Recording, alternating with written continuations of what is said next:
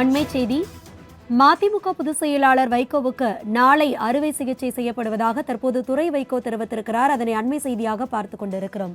வைகோவின் உடல்நிலை குறித்து சில விஷயங்கள் தவறான செய்திகளை பரப்பி ஆதாயம் தேடி வந்துள்ள நிலையில் தற்போது மதிமுக பொதுச் செயலாளர் வைகோவை சந்திக்க யாரும் நேரில் வர வேண்டாம் என துரை வைகோ தெரிவித்திருக்கிறார். அதனை அண்மை செய்தியாக பார்த்துக் கொண்டிருக்கிறோம். இது தொடர்பான முழுமையான விவரங்களை செய்தியாளர் லாவண்யா வழங்க கேட்கலாம். லாவண்யா, இது குறித்த விரிவான விவரங்களை பகிர்ந்துக்குங்க.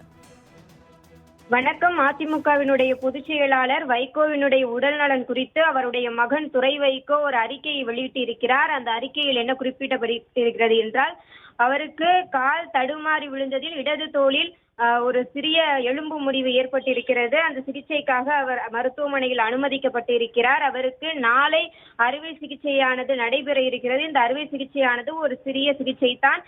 இதற்காக யாரும் பயப்பட தேவையில்லை என்றும் அதில் குறிப்பிட்டிருக்கிறார்கள். முடிந்த அளவு கட்சியினுடைய தொண்டர்கள், பிரமுகர்கள், முக்கிய அரசியல் கட்சி தலைவர்கள் யாரும் அவரை நேரில் சந்திக்க வேண்டாம் எனவும் அந்த அறிக்கையில் குறிப்பிட்டிருக்கிறார்கள்.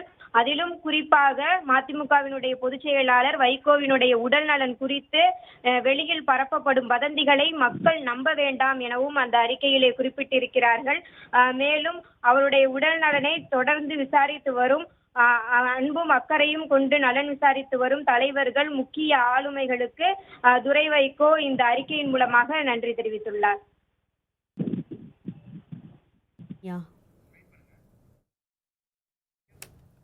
விவரங்களை பகிர்ந்து கொண்டமைக்கு நன்றி லாவண்யா.